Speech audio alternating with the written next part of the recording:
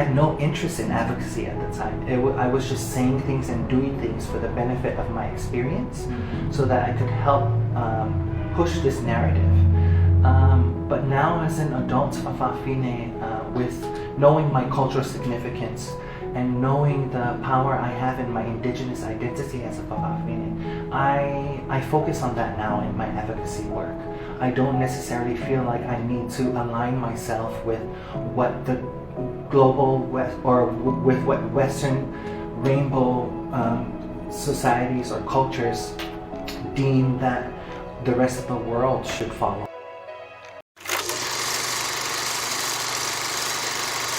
When talking about the topic of sexual identity and orientation, a few things usually pop out in our mind. The sexual identity of being male and female, and the sexual orientation community of LGBTQIA+, which stands for lesbian, gay, bisexual, transgender, queer, intersex, asexual, and more. However, many indigenous cultures, such as our homeland American Samoa, have sexual identities that are just more than female and male, who fall under another community which may define them better than the typical Western ideas, which many would call the third gender. But there are just so much more to that. Like they try to put us under gay, put us under trans, and all other, the queer and all that concepts. But I think Fa'afafine is our cultural identity. In American Samoa, there's Tene and Tama, which are male and female. Then there's Fa'afafine and Fa'atene. Fa'afafine. People who are assigned the male gender at birth, who live with mannerisms, characteristics, and expressions more commonly associated with females. Fa'atane. People who were assigned the female gender at birth, who live with mannerisms, characteristics, and expressions more commonly associated with males. Fa'afafines are unique to the Samoan culture. They've been part of and integrated into the culture since pre-colonial times.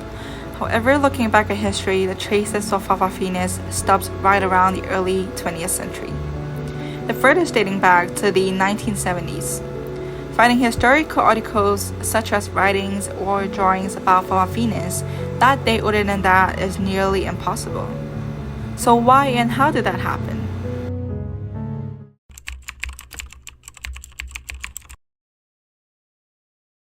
We were in the warm-up session, and one of the coaches came to me and said that he thanked me for coming and said that unfortunately he doesn't want to put the team in an uncomfortable position with me being on the team, potentially being on the team.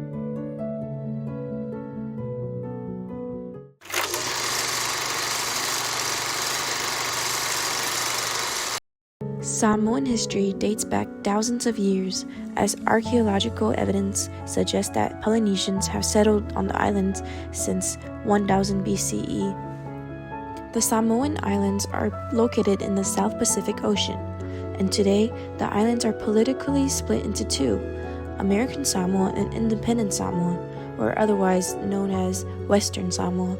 American Samoa is a territory under the United States, while Independent Samoa went from being under Germany's control in World War I to New Zealand, and to finally being an independent state due to the Mau movement in 1997.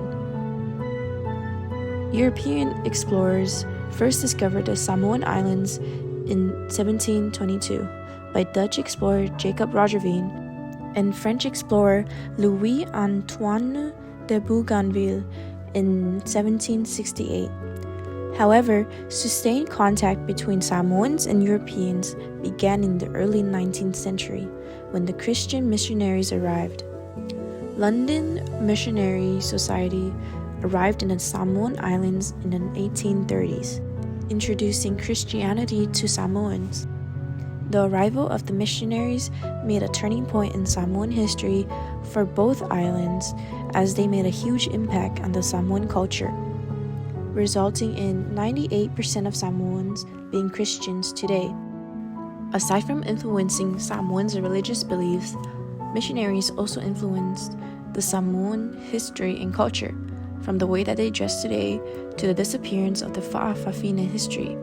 This was due to the missionaries believing that some aspects of Samoan culture were barbaric, resulting in Fa'afafini's history getting suppressed and slowly fading away.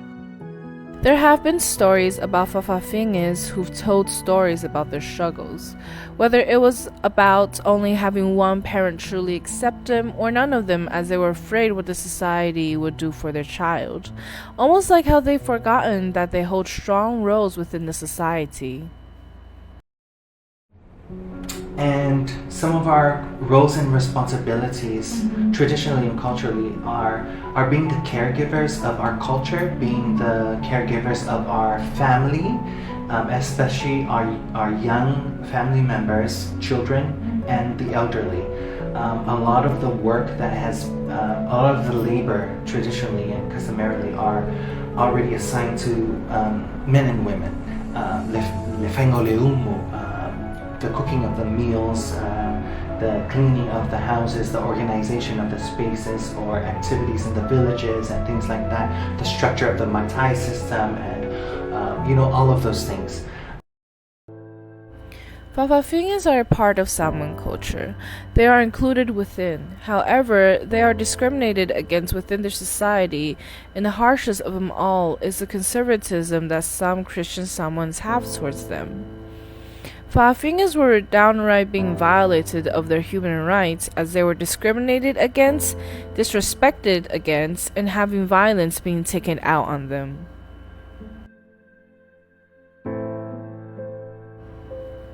The most disturbing and tragic story of all will be a case about Ginny Toivaki, a young Fa'afine who allegedly committed suicide by hanging herself in front of her church hall on June of 2016. Samoan Observer, the island's biggest newspaper, published the story with the image of Miss Toivaki's lifeless body on the front cover of the newspaper, and within the article misgendered Miss Toivaki, referring her as he. This caused an uproar within the Samoan community, seeing the horror before them.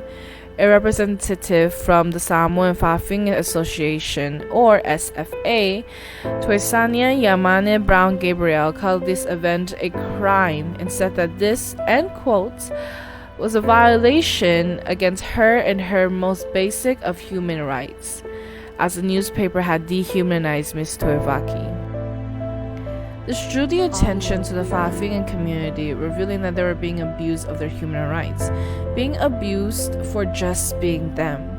And while not all, but most critiques came within the Christian community that a large percentage of the Samoan population is a part of, which came from the colonizing missionaries who forever changed the Samoan Islands and their culture. As of today, there is a positive turn within these communities, as programs such as the Fa'afine Rural Program are established to be there to help and support Fa'afines. Though let us not forget that they are powerful people, and so are anyone, regarding how they look and what their sexual orientation or identity is.